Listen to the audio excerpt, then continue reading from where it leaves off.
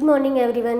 मैं ज्योति पारिक और आपका हमारे महाविद्यालय के इस यूट्यूब चैनल में एक बार फिर से स्वागत है।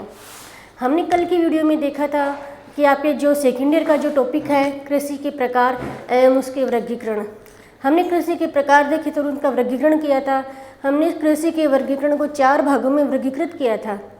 पहला है हमारा उत्पादन क्षमता के आधार पर, जो हमने कल इसके बारे में डिटेल से अध्ययन कर लिया था। दूसरा हमारा जल की उपलब्धता के आधार पर, यह भी हमने देख लिया था। और आज हमारा जो ये है उद्देश्य के आधार पर इसके बारे में पढ़ने जा रहे हैं। तो देखिए, उद्देश्य के आधार पर हम देखते हैं तो कृषि को 3 भागों में हम बांटते हैं। पहली है हमारी निर्वहन कृषि, निर्वहन कृषि, ठीक है। दूसरी है हमारी व्यापारिक कृषि, व्यापारिक कृषि, ठीक है। और तीसरी है हमारी आदिम कृषि, आदिम कृषि। इस प्रकार से हमने उद्देश्य के आधार पर इसको 3 भागों में बांटा है। पहला है निर्वहन कृषि, दूसरा है व्यापारिक कृषि और तीसरा है आदिम कृषि। तो चलिए हम इनके बारे में एक एक करके अध्ययन करते हैं। पहली है हमारी निर्वहन कृषि। अब देखिए, ये जो निर्वहन कृषि है वो थोड़ी थोड़ी कुछ चीज़ें अपनी जो कल हमने पढ़ी थी सघन या गहन कृषि, उससे मिलती जुलती है। उसमें क्या था कि जो सघन कृषि थी वो कहाँ पे की जाती है?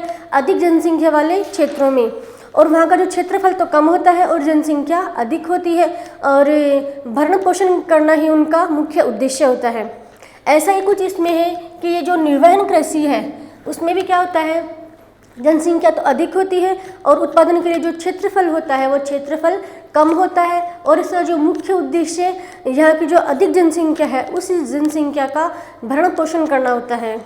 तो मतलब इसका जो ये मुख्य उद्देश्य यही होता है कि जो अधिक जनसंख्या है उस जनसंख्या की आवश्यकताओं की पूर्ति की जा सके, इसीलिए ये निर्वहन कृषि की जाती है। यहाँ पे खेतों का आकार तो छोटा छोटा होता है और उत्पादन क्षमता भी बहुत कम होती है।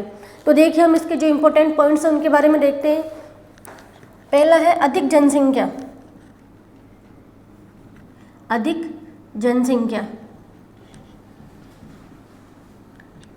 मतलब ये जो निर्वहन कृषि है ऐसे क्षेत्रों में की जाती है जहाँ पे जनसंख्या का घनत्व अधिक हो, ठीक है। दूसरा हमारा जो पॉइंट है वो है आधुनिक कृषि,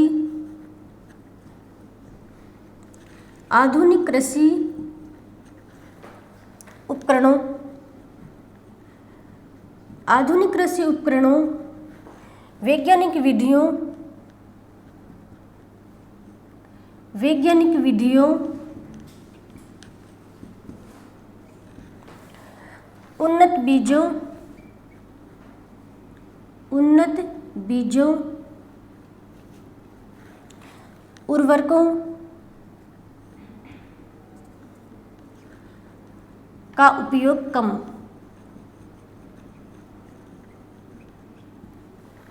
दूसरी इसकी क्या विशेषता है कि इसमें आधुनिक नए प्रकार के जो आधुनिक कृषि के जो उपकरण है उन उपकरणों का उपयोग कम किया जाता है, और उर्वरक और जो सिंचाई के नए साधन है, मतलब वैज्ञानिक विधियाँ, कृषि के लिए जो नई प्रकार की जो नई तकनीकी है, नई वैज्ञानिक विधियां हैं, उन्नत बीजों, रसायनों, उर्वरकों आदि का उपयोग बहुत ही कम किया जाता है। मतलब ये एक प्राचीन प्रकार की कृषि है। जैसे प्राचीन प्रकार मतलब वो आदिम कृषि, इसी को अपन निर्वहन कृषि है जिसको हम बोलते हैं। जैसे प्राचीन प्रकार से जैसे वहाँ शुरू में क्या होता था, मतलब जो हल होते हैं उनके द्वारा कृषि की जाती थी, और जो अब है और उसका जो मतलब कृषि का बहुत आधुनिकीकरण हो गया। लेकिन अब इस आधुनिकीकरण होने के बावजूद इस प्रकार की ये जो निर्वहन कृषि है उसमें इन सभी चीज़ों का उपयोग बहुत कम किया जाता है, और यही कारण है कि जो इसका जो उत्पादन है, बहुत उत्पादन क्षमता है इसकी जो बहुत ही कम है, ठीक है। तीसरा हमारा पॉइंट है कि छोटे खेत, छोटे खेत, इसमें खेतों का जो आकार है वो बहुत ही छोटा होता है। फिर है मुख्य उद्देश्य भरण पोषण करना,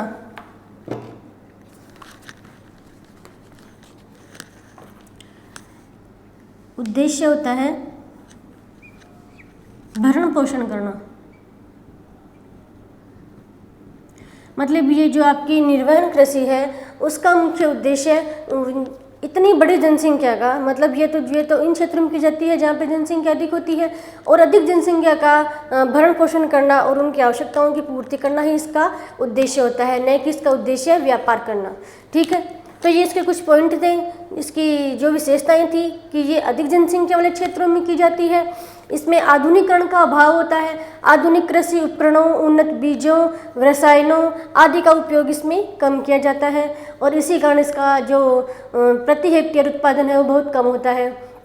और इसमें छोटे छोटे खेत होते हैं, खेतों का आकार छोटा होता है क्योंकि क्षेत्रफल बहुत कम होता है इसलिए, और इसका मुख्य उद्देश्य होता है जनसंख्या का भरण पोषण करना। अब हम देखते हैं कि ये जो इस प्रकार की जो कृषि है वो किन किन क्षेत्रों में की जाती है।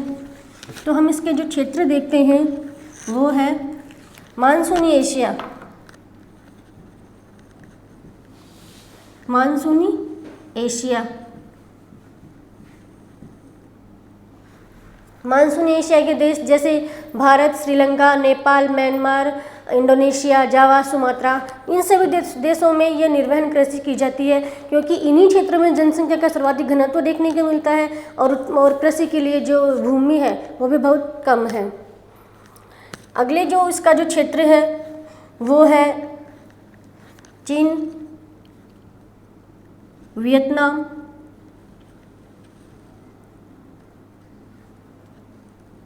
थाईलैंड, मलेशिया, थाईलैंड और मलेशिया, इन क्षेत्रों में भी ये आपकी जो निर्वहन कृषि है वो की जाती है। ठीक है, हमने ये निर्वहन कृषि के बारे में हमने देखा कि ये निर्वहन कृषि कहाँ की जाती है, अधिक जनसंख्या वाले क्षेत्रों में निर्वहन कृषि की जाती है। आधुनिकीकरण का अभाव होता है, वैज्ञानिक विधियों, रसायनों, उर्वरकों और नई नई जो तकनीकी है उस तकनीकी का उपयोग इसमें नहीं किया जाता है। खेतों का आकार छोटा होता है और इसका मुख्य उद्देश्य होता है बहुत अधिक मात्रा में जो जनसंख्या होती है उसका भरण पोषण करना। और इसके जो क्षेत्र है वो है जो निर्वहन कृषि है वो मानसूनी एशिया के देशों में की जाती है। इसके अलावा चीन, थाईलैंड और ये आपकी मलेशिया, वियतनाम, इन देशों में भी ये कृषि की जाती है। ठीक है, अपनी ये निर्वहन कृषि कंप्लीट है। इसके बाद हम देखते हैं व्यापारिक कृषि। दूसरी है व्यापारिक कृषि। व्यापारिक कृषि हमें इसके नाम से ही पता चल रहा है कि इसका मुख्य उद्देश्य क्या होता है, व्यापार करना, न कि भरण पोषण करना। ठीक है, आइए हम इसके कुछ पॉइंट है वो देखते हैं। इसका जो मुख्य उद्देश्य है उत्पादन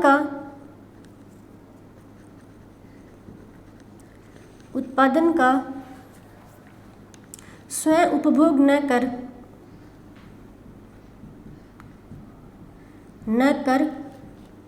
व्यापार करना।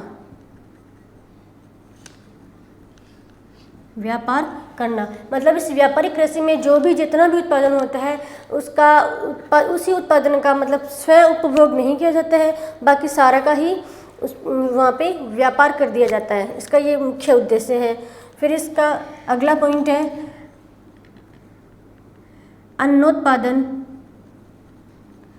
अन्नोत्पादन व पशुपालन,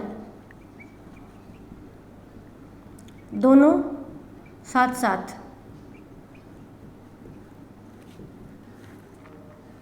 इसमें केवल अन्न का उत्पादन ही नहीं किया जाता है बल्कि साथ साथ में पशुपालन भी किया जाता है। ये जो व्यापारिक कृषि है इस व्यापारिक कृषि में केवल अन्न का उत्पादन न करके या फिर केवल खाद्यान्नों का उत्पादन न करके साथ साथ पशुपालन भी किया जाता है। अगला हमारा पॉइंट है व्यापारिक अन्न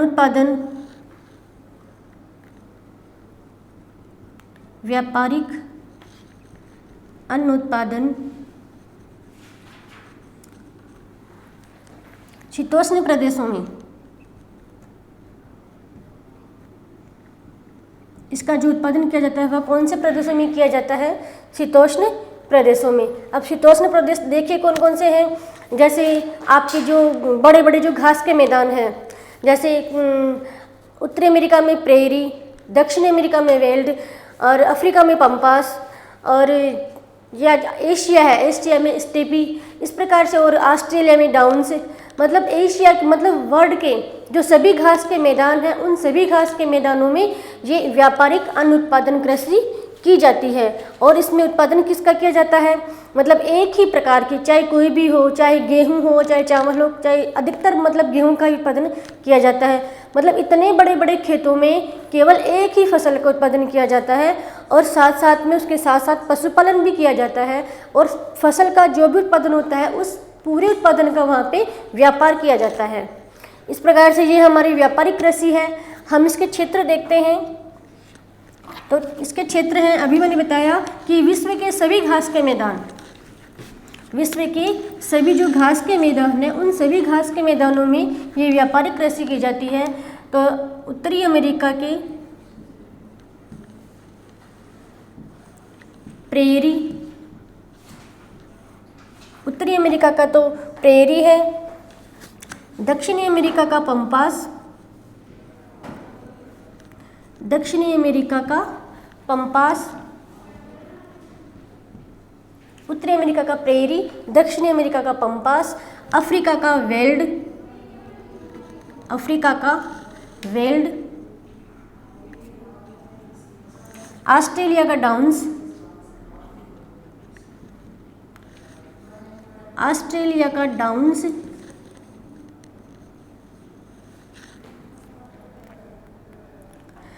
और यूरेशिया का स्टेपी, यूरेशिया का स्टेपी। इन सभी ये जो सभी घास के मैदान हैं, इन सभी घास के मैदानों में व्यापारिक अन्न उत्पादन कृषि की जाती है। और कैसे की जाती है, इन सभी जो प्रेरी है, इस प्रेरी जो आपका ये घास का मैदान है उत्तरी अमेरिका में, इसमें बहुत बड़ी मात्रा में गेहूं का उत्पादन किया जाता है।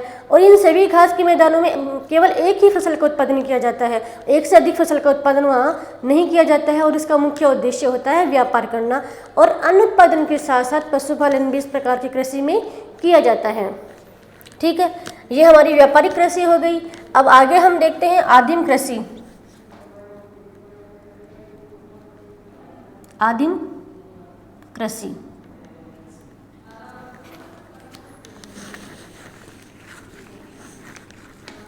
ये हमारी आदिम कृषि है। वो विश्व की जो हम वर्ल्ड के उसमें ग्लोब में देखते हैं तो आपकी जो विषुवत रेखा है, उस विषुवत रेखा 0 डिग्री अक्षांश रेखा है, उसके ऊपर 5 डिग्री उत्तर और 5 डिग्री दक्षिण, ये आपकी ग्लोब में हम देखते हैं। तो ये आपकी विषुवत रेखा है 0 डिग्री अक्षांश रेखा, इसके 5 और 10 डिग्री उत्तर में और 5 या 10 डिग्री दक्षिण में। और आपका ये जो क्षेत्र है, इस पूरे क्षेत्र में कौन सी कृषि की जाती है, आदिम कृषि। किनके द्वारा, जनजातियों के द्वारा। और यहाँ पे ये भी आप इस क्षेत्र में आपके जो भी क्षेत्र आता है, जैसे दक्षिणी अमेरिका के अमेजन के जो जंगल है, अमेजन के जंगलों में, कांगो बेसिन में, इस सभी ये जो यहाँ पे जो क्षेत्र आता है उस क्षेत्र में आदिवासियों के द्वारा आदिम प्रकार की कृषि की जाती है। इस आदिम कृषि में क्या होता है कि जो आधुनिक वो यंत्र है उनका उपयोग इसमें नहीं किया जाता है, और वैज्ञानिक विधियों का इसमें उपयोग नहीं किया जाता है, और केवल जनजातियों के द्वारा ही ये कृषि की जाती है। कौन कौन से क्षेत्रों में, 0 डिग्री अक्षांश से लेकर 0 डिग्री अक्षांश से 5 या 10 डिग्री ऊपर उत्तर में और 5 या 10 डिग्री दक्षिण में आदिम प्रकार की कृषि की जाती है। इसके हम क्षेत्र देखते हैं तो दक्षिणी अमेरिका के अमेजन बेसिन, दक्षिणी अमेरिका के अमेजन बेसिन,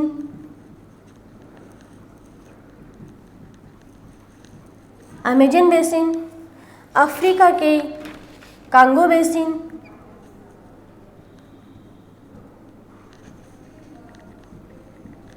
अफ्रीका के कांगो, दक्षिणी पूर्वी एशिया,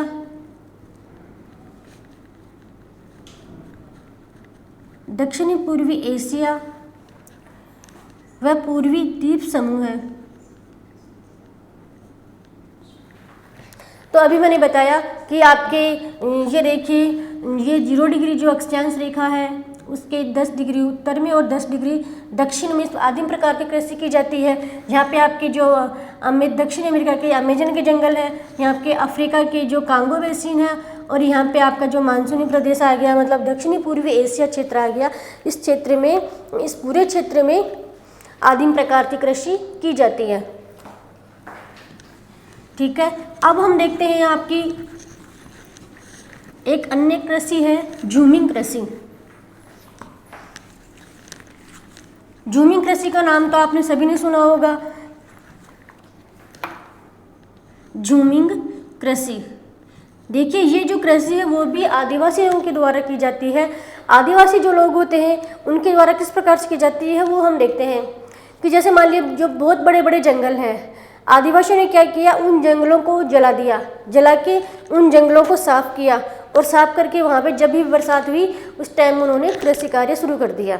ठीक है, और फिर एक बार कृषि किया, 2 बार कृषि किया, 3 बार कृषि किया, बस इतने ही करते हैं। फिर वो वहाँ से वो ये प्रदेश छोड़ देते हैं और एक स्थान से छोड़ के वो दूसरे जंगलों में चले जाते हैं और वहाँ भी उन जंगलों को जलाते हैं, साफ करते हैं और उन जंगलों में कृषि करते हैं। 3 बार कृषि करने के बाद वापस और दूसरे जंगलों में चले जाते हैं। इस प्रकार ये जो लोग हैं एक खेत से एक जंगल से दूसरे जंगल पे जाते रहते हैं, इनका एक फिक्स एरिया नहीं होता है। इस प्रकार से घूमते रहते हैं और इस प्रकार से जो आदिवासियों के द्वारा ये कृषि की जाती है, घूम घूम के, मतलब एक जंगलों को साफ करके जला के वहाँ कृषि कार्य किया, दूसरे जंगलों में गए। इस प्रकार से जो कृषि की जाती है आदिवासियों के द्वारा, इस प्रकार इस कृषि को झूमिंग कृषि कहते हैं। अब इस झूमिंग कृषि के विश्व में अलग अलग नाम हैं। जैसे भारत में इस कृषि का नाम है झूमिंग कृषि, थाईलैंड में इसका अलग नाम है, वियतनाम में अलग नाम है, मलेशिया में अलग नाम है, फिलीपींस में इसका केनिंग नाम है। तो विश्व के अलग अलग क्षेत्रों में इनका अलग अलग नाम है। तो हम इनके जो विभिन्न नाम हैं उन नामों को भी हम देखते हैं। तो देखिए ये जो कृषि की जाती है आदिवासियों के द्वारा,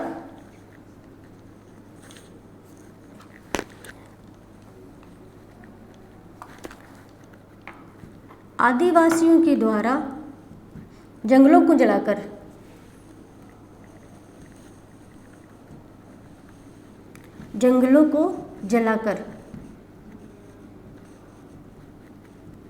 ठीक है। इसके जो विभिन्न देशों में अलग अलग नाम है वो है मलाया व हिंदेशिया में लदांग। हिंदेशिया में इसका नाम है लदांग। फिलीपींस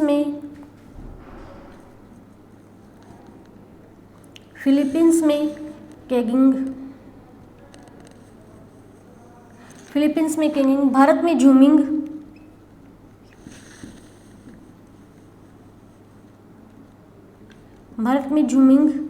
श्रीलंका में चेन्ना। इस प्रकार से अलग अलग देशों में इस कृषि के नाम अलग अलग हैं। श्रीलंका में चेना है, भारत में झूमिंग है, फिलीपींस में केनिंग है, और मलाया और का जो हिंदेशिया है इसमें इसका नाम लदांग है। इस प्रकार से ये कृषि है झूमिंग कृषि, वो आदिवासियों के द्वारा की जाती है। जंगलों को साफ करके एक जंगल से दूसरे जंगलों में ये लोग जाते रहते हैं और इस प्रकार की कृषि ये करते रहते हैं। इनसे सबका जो इस प्रकार की कृषि जो सबसे नुकसान होता है वो नुकसान होता है पर्यावरण को। तो हम अगली कृषि है वो हम देखते हैं सोपानी कृषि। सोपानी कृषि, देखिए सोपानी कृषि का मतलब है कि सीढ़ीदार कृषि, मतलब सीढ़ीदार खेत बनाकर उसमें कृषि की जाती है। जैसे हमारे पूर्वोत्तर भारत में जो ढालू भूमि होती है, उस ढालू भूमि के ऊपर सीढ़ीदार खेत बनाए जाते हैं। इस प्रकार से सीढ़ीदार खेत बनाकर कृषि की जाती है। इस प्रकार से जो कृषि की जाती है उस कृषि को हम सोपानी कृषि कहते हैं। ठीक है, फिर हमारी है ट्रक फार्मिंग।